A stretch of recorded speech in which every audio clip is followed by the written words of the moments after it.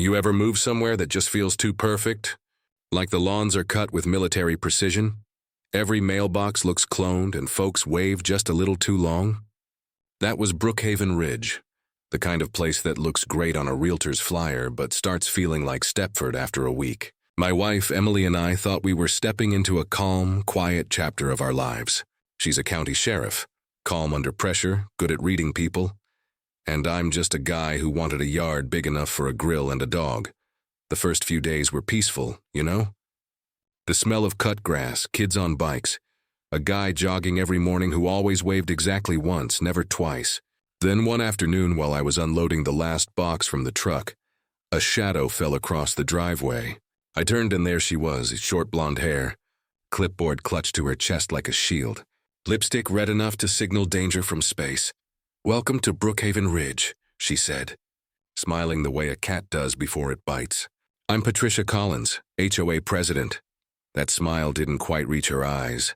I introduced myself and Emily came out behind me, badge still clipped to her belt. Not in a showy way, just habit. Patricia's smile twitched just a fraction. "Oh, a sheriff," she said, voice sugar-coated but stiff. "Well, I suppose that'll keep things orderly." Emily chuckled, shook her hand, and said, "We're just looking forward to a peaceful neighborhood." Patricia handed over a thick binder labeled Community Standards and Covenants.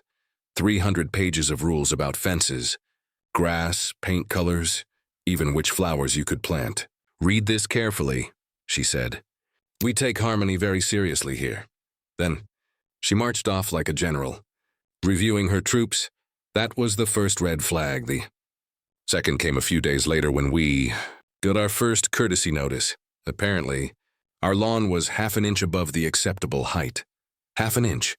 Emily laughed at first, but the laughter died when a second notice came the next morning.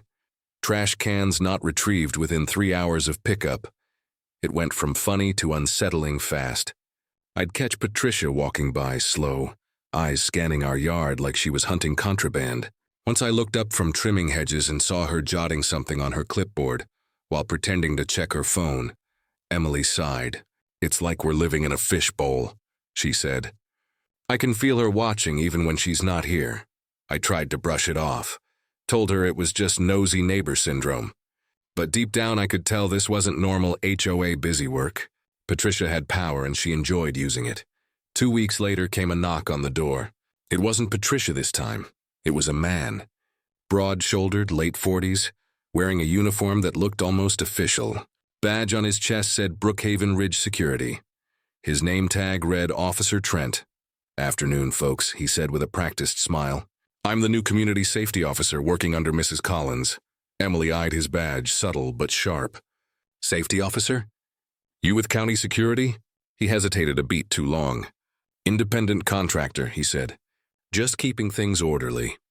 Something about him didn't sit right. His belt had a holster, not standard HOA gear, and his posture screamed wannabe cop. After he left, Emily said quietly, "That badge was fake. Wrong shape, no county seal. And that gun looked real." We both knew this was beyond neighborhood politics now. A few evenings later, we went to the monthly HOA meeting at the community center. Our first. The room was packed tighter than a church on Easter. Patricia stood up front beside Trent, smiling like she owned the air we breathed. "Good evening, everyone," she began. "We're seeing an increase in minor violations. Mr. Trent has kindly agreed to assist in ensuring our standards remain high." People murmured uneasily. One older woman raised her hand.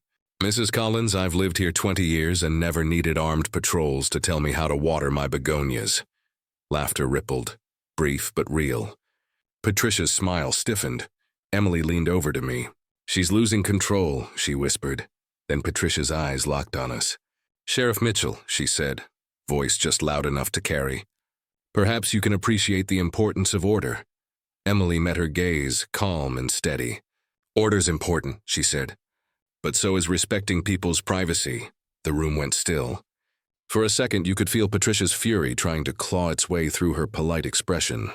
After that meeting, things got worse. Trent started parking his black SUV right across from our house, engine idling, headlights off. Every time I stepped outside, I'd see that silhouette watching. He'd roll down the window, give a nod that didn't feel friendly, then drive off slow. One night, Emily caught him walking along our fence line, flashlight in hand. She went out and said, "You lost?" He mumbled something about routine perimeter checks and left. That was it.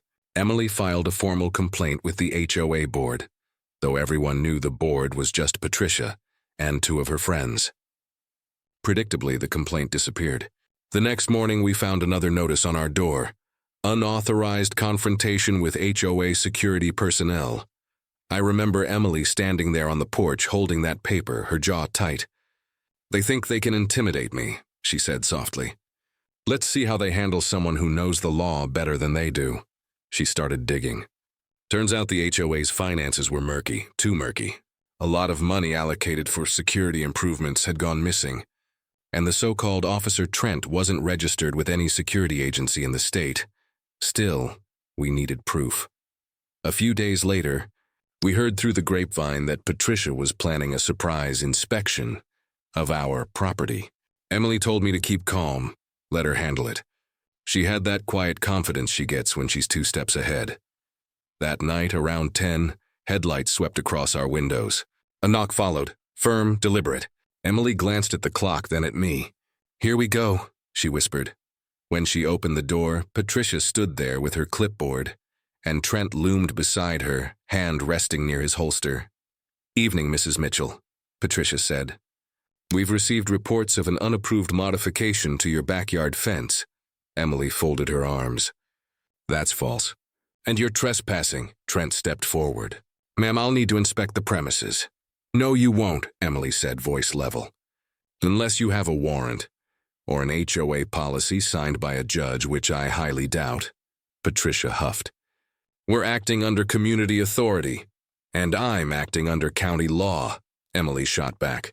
For a moment, the only sound was the porch light buzzing. Then Trent's hand slid closer to his gun. I froze. Every muscle in my body screamed to step between them. But Emily lifted a hand slightly. A silent, "I got this." "Back off," she said to Trent, low but steady. "You're making a mistake." His jaw tightened. "Step aside, ma'am." Then, like a switch flipped, he drew the weapon. The metallic click of the safety going off sliced through the air. Patricia gasped. Time slowed. Emily didn't move. She just stared him down, voice calm as a heartbeat. "You just pointed a gun at a county sheriff on her own property," she said. "That's felony assault on a law enforcement officer. You really want to go that route?" For the first time, Trent's confidence cracked. He blinked, eyes darting to Patricia, who looked like she'd seen a ghost. Then sirens, real ones. Blue and red lights flooded the street.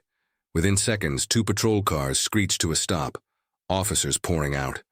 Emily had called for backup 20 minutes earlier, just in case.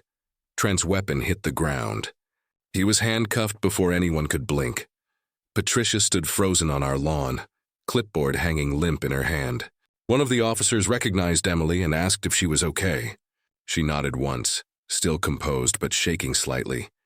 Watching that imposter being led away, I felt anger, relief, disbelief, all tangled up. Patricia mumbled something about misunderstanding, but no one was listening. That night, under the flashing lights, I realized how deep this rot went. It wasn't just about power trips or lawn rules. It was about control, intimidation, and corruption hidden behind a white picket fence. Emily squeezed my hand. "This isn't over," she said quietly. "We're burning the whole thing down, legally." The next morning, the neighborhood looked different. Same manicured lawns, same painted mailboxes. But the air had changed, like everyone was holding their breath. Word spread fast that Officer Trent wasn't an officer at all. He'd been impersonating security under Patricia's orders. Some folks whispered, others glared from behind curtains. For years, they'd followed the HOA's every word, but now they were scared, angry, awake. Emily spent that morning at her desk, laptop open, papers everywhere. "There's more," she said, scrolling through bank statements she'd requested from the county. Patricia's been moving HOA funds into a shell account, $30,000 in so-called maintenance fees that never went anywhere near maintenance. "How do you even find this stuff?" I asked, half in awe. She didn't look up. "When you spend your life catching liars, you start thinking like one. We decided not to confront Patricia yet. Emily wanted everything airtight: documents, witnesses, evidence. Over the next few days, she met with a few residents privately. There was Mr. Henderson, who'd been fined for having a faded garden flag; Mrs. Lopez, who'd been threatened with a lien because her driveway had a crack; and Old Man Barker, whose non-compliant fencing had been mysteriously repaired by an HOA contractor who overcharged him triple, and whose payment went to a personal account under Patricia's name. Each story fit into the same ugly puzzle. By the time Friday rolled around, Emily had a folder thick enough to bring down a small government. She called an emergency meeting at the community center. Patricia tried to cancel it, but when 40 residents showed up anyway, she had no choice but to stand there at the front, her clipboard shaking ever so slightly. Emily stood beside the projector, cool and steady. "Thank you for coming," she began. "What I'm about to show you involves all of us." The lights dimmed. Slide after slide of financial statements, screenshots of wire transfers, and emails between Patricia and Trent filled the screen. You could feel the tension building, the quiet gasps, the murmurs. Patricia's smile faltered. "This is misleading," she stammered. "Trent was vetted properly." Emily didn't raise her voice. She didn't need to. "Vetted by who? You?" "Because the state sure didn't. He's a convicted felon. Fraud, impersonation, extortion. And he was armed, on your orders." The room erupted. Voices overlapping, chairs scraping, years of bottled-up resentment spilling over. "I've been fined every month for nothing," someone yelled. "She threatened to foreclose my house," shouted another. Patricia tried to regain control, shouting over them. "Enough! You're all overreacting." But then Mr. Henderson stood up, slow but steady, and said what everyone was thinking. "We trusted you, Patricia. You made us afraid to live in our own homes." The silence after that hit harder than any scream. That night, Emily turned over all her findings to the county prosecutor. The case moved fast. Fraud, embezzlement, conspiracy, impersonation, the works. And when the subpoenas went out, the facade of Brookhaven Ridge finally cracked wide open. A month later, we sat in a courtroom packed with neighbors. The air buzzed with that mix of justice and disbelief, like everyone still couldn't quite believe this was happening. Patricia sat at the defense table in a gray suit that looked 2 sizes too big. Her posture slumped, her hair no longer perfectly coiffed. The sheriff's deputies brought in Trent, shackled, head down. Seeing him again sent a chill through me. Not fear anymore, just disbelief that we'd once let that man stand on our porch with a gun. The judge entered. The room quieted. The prosecutor called Emily as the first witness. "Mrs. Mitchell," he began, "as a county sheriff and resident of Brookhaven Ridge, can you describe your experience with the defendant?" Emily's voice was calm, clear. Patricia Collins used her position as HOA president to intimidate homeowners and misuse community funds. She hired a known felon to impersonate a security officer, armed and unlicensed, and instructed him to enforce violations that didn't exist. And what was the result of this enforcement? She took a breath. "A gun was drawn on my front porch, on me in front of my husband, because I refused to let them trespass." Patricia's lawyer tried to twist her words, saying it was all a misunderstanding. But the evidence was too strong. The paper trail told a story no one could deny. Every lie she'd told was signed with her own pen. When the verdict came, it was quiet, almost anticlimactic.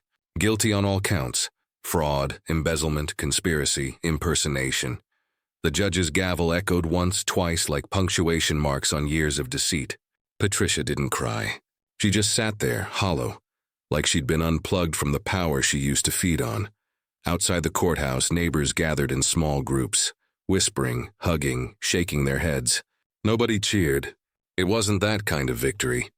It was a reckoning, the kind that leaves you wondering how you ever let things get that far. That night, Emily and I sat on the porch again, same spot where it all began. The air smelled of rain and cut grass. The world was quiet for the first time in months. She leaned back, exhaled. "It's over," she said softly. I nodded. "For now." She looked at me sideways. "You don't think it's over?" I shrugged. "You can kick out one tyrant, but power doesn't disappear. Someone will always try to grab it again." She smiled faintly. "Then we'll just have to be ready next time." In the weeks that followed, the neighborhood started rebuilding. A new HOA board was formed, this time open, transparent. Financial reports were posted online. Every decision voted on publicly. People who hadn't spoken in years started talking again. There were Saturday potlucks, kids laughing in the park, even a community garden planted where Patricia once parked her precious Lexus during meetings. One night, we held a block party, nothing fancy. Just folding tables, barbecue, and music. I looked around and saw something I hadn't seen since we moved in. Genuine smiles. No tension, no surveillance, no fear. Just people being neighbors again. Mr. Henderson raised a cup and toasted to starting over. Everyone cheered. Even Emily smiled. Really smiled for the first time in months. Later, as the crowd thinned and the music faded, I walked down the quiet street and stopped in front of Patricia's old house. The porch light was still broken, the grass a little overgrown. Funny how fast perfection fades when it's not built on truth. Emily joined me, slipping her arm through mine. "You think anyone will buy it?" she asked. "Eventually," I said. "But maybe next time they'll read the fine print before moving in." She laughed, low and tired. "You sound like me," I smiled back. "Guess I'm learning from the best." We stood there for a while, listening to the cicadas. The kind of silence that isn't empty but earned. The kind you only get after a storm's passed. Sometimes, when I think back on it, I still see that moment. Trent's gun drawn, Emily standing tall, her voice calm and unshaken. That's when I understood something about her, about all of it. Power doesn't come from control. It comes from conviction, the kind that stands its ground even when the world points a gun in its face. And maybe that's what broke Patricia in the end. She mistook fear for respect, control for order. But you can't build a community out of fear any more than you can build trust out of lies. Brookhaven Ridge isn't perfect anymore. The lawns aren't identical. The fences don't all match. But there's laughter now, and life, and maybe that's better than perfection ever was. So yeah, that's what happened. That's how a fake cop, a corrupt HOA, and a woman with a badge changed a whole neighborhood. We didn't plan on being heroes. We just refused to stay scared. You know, people ask me if I'd do it again, if I'd move here knowing what was coming. And I always say, yeah, I would, because sometimes it takes a storm to show you who you're standing next to when the water starts to rise. Anyway, that's our story. What about you? Ever dealt with a power-hungry HOA or a neighbor who thought they ran the world? Drop your story down in the comments. I read them all. Let's see whose neighborhood drama tops ours, because honestly, it's always the ones who say, "We just want harmony," that end up causing the most chaos. And if you ever see someone patrolling your street with a shiny badge and no authority, maybe call the real sheriff first.